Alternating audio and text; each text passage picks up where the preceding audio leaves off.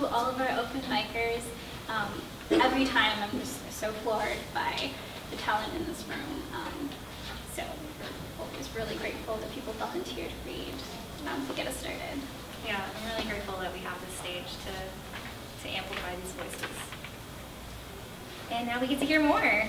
So we're going to move on to our featured readers tonight, and we're going to start out. We're actually super excited about this lineup. We have 4 really amazing readers, and like this lineup, like I don't want to pick favorites because all of them have been amazing in the past 2 years that we've done this, but this one's really up there.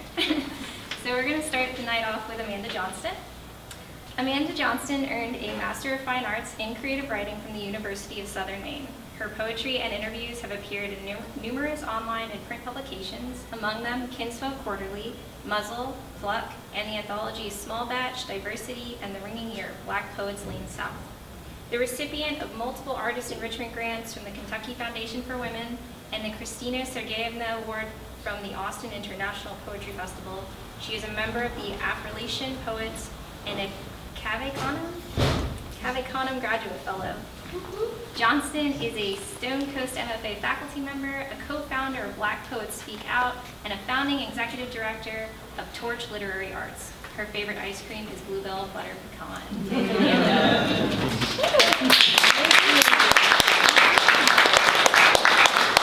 Thank you so much. Yes, Bluebell Butter Pecan. Yes, there is a goal. G-A-W-D, going. I'm a huge Beyonce fan. And it was a picture from a party, holiday party or something. You know, I follow her on Instagram, like it's deep. And I was like losing my shit in mixed company. And they're like, what is wrong with you? I was like, Bluebell! Bluebell! Like, what? And it was like it was some kind of like spray painted background, but there was a gallon of Bluebell ice cream like painted onto the backdrop. I'm like, y'all don't even know. She's trying to tell the world. Anyway, thank you so much for having this reading and ice cream and poetry and community and love and sharing and honesty and bravery and kinship and friendship and humanity. We don't have enough of that right now, but we do, right? Let me phrase that. We're not seeing enough of that right now, but we have that. This is that. So thank you. We were talking before, you know, reading is one of those things, you're picking poems to share at a reading called Ice Cream Social, and I was like, I need to have some sweet stuff. And I was like, that's a lie. So we're just gonna read. I mean, like even that, I'm like, look at my sweater. Like, I was like, this is blackness. Like that's what I'm bringing. That's what y'all got. So I'm gonna start with some older poems and some newer poems, and hope you like them. Thank you all for coming. Oh, and I did not bring chapbooks. Sadly, I'm not printing my chapbooks anymore. Tear. But the positive note is because the book is coming soon. So, hey. So I'm reading from, there's a couple poems I'm going to read that are from my chapbooks Guap and Lock and Key. You can still get them though online from my website. So I'm going to leave a couple cards over on the table. Take the cards, go to the website, and you can download it. And those have audio readings to go with them too. So good times. Guap. Who knows what guap means? In the back. Oh, yeah. Extra credit. What does guap mean? Oh wait, no, you're not talking about money? Yes! Sorry, this is what he said. This is his response if you didn't see him. So guap, some people don't know that guap is a term for money. You dirty knot laced with coke, rubber band belted friend. You money clip baller, flaky onion of access. You money bin, golden goose. You hard-earned check, overtime weekend. You late night sugar daddy. Mama needs a new pair of shoes. You never enough. More money, more problems. You jonesing for the Joneses, 6-inch green picket fence. You financed, high interest. You no free lunch, snake-eyed gambler. You charity case, crowdfunding do-gooder. You pocket money. Ooh. Dead president tune, You trust, lie, cheat, just enough to get by. You right on time, enough to get by. You make a way to get by.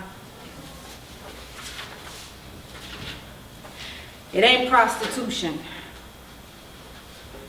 It ain't prostitution if you don't take cash, if we're in a recession, if you're married to the trick, if the cutoff notice came, if it was only one time, if he, she was nice, if it was for food, if you didn't kiss, if you know their mama, if it's in another state, if you like it, if you lie like you like it, if you hope they like it, if it's for tuition, if it's for books, if your baby needs school clothes, if you need new clothes, if the rent is due, if you don't go all the way, if you pray about it, if you tithe 10%, if you change the sheets,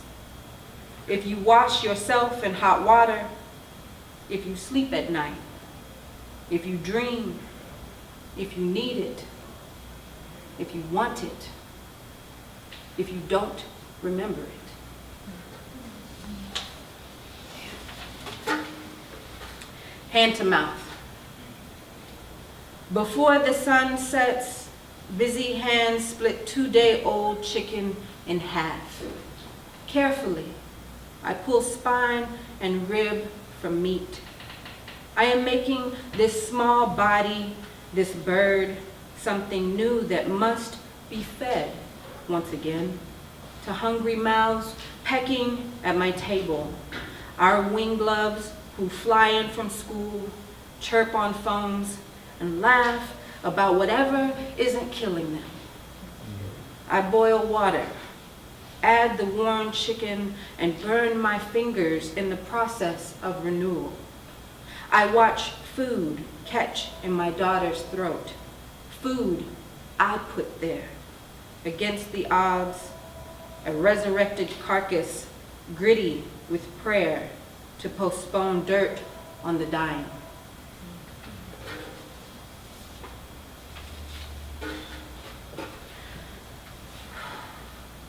When my daughter wasn't assaulted,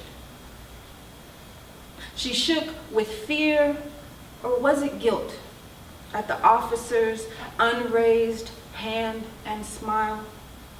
How she leaned away slowly when he called a tow truck instead of backup. How her tears fled when he showed mercy over rage for a couple on the side of the highway, flat tire wasted against asphalt. She couldn't help but look at her white boyfriend pacing along this strip of road and wonder, what if this was a different part of Texas? What if this hero was a different shade of power? Would she be so lucky, or was it luck, if the absence of a known pain is just a heavy hand in repose?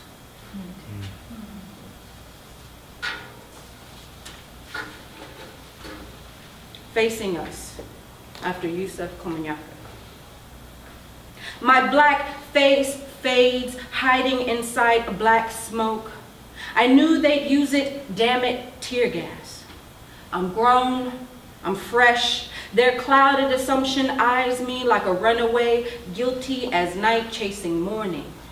I run this way, the street lets me go.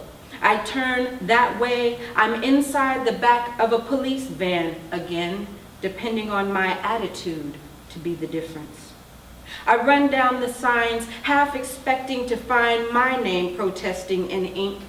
I touch the name Freddie Gray. I see the beat cop's worn eyes, names stretch across the people's banner, but when they walk away, the names fall from our lips. Paparazzi flash, riot across a protester's stare. the ground, a body on the ground. A white cop's image hovers over us. Then his blank gaze looks through mine. I'm a broken window. He's raised his right arm, a gun in his hand. In the black smoke, a drone tracking targets. No, a crow gasping for air.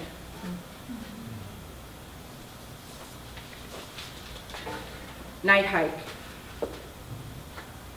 The outdoor Afro's guide promises our eyes will adjust. Moonlight is enough to see the beauty in the dark. Without entering the woods, I see our blackness pull the grassy hem over our bodies. We appear from behind trees, hands up, covered in moss. We fit the description of dead leaves. A mass of mag-like teeth cut branches startle the wind from our limbs. Boulders clutch their earth. Pine trees lean away from our path. The moon, great witness in the sky, squints us into shadows of what was and wasn't there.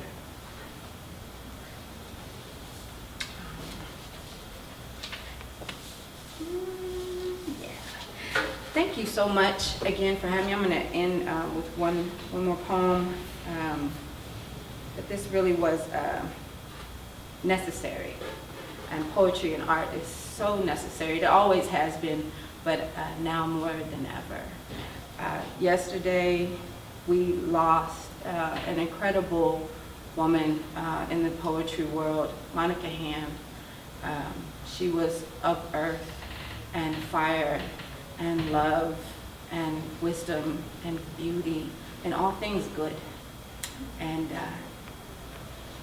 I'm still in shock that she is no longer walking with us in the physical world, but I know she is here in the spiritual world.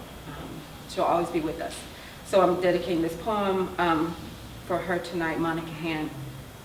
This poem's for you. Transition.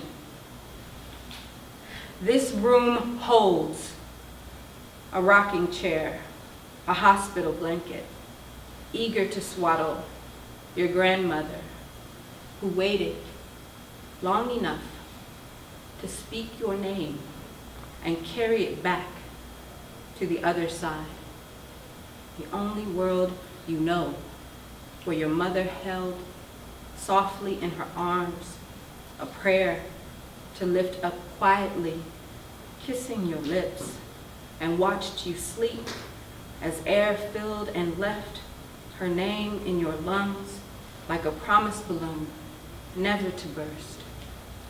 This room holds the only world you know, a rocking chair where your mother held a hospital blanket, softly in her arms, a prayer, eager to swaddle, to lift up quietly your grandmother, kissing your lips, who waited and watched you sleep long enough as air filled and left to speak your name, her name in your lungs, and carry it back like a promise balloon to the other side, never to burst.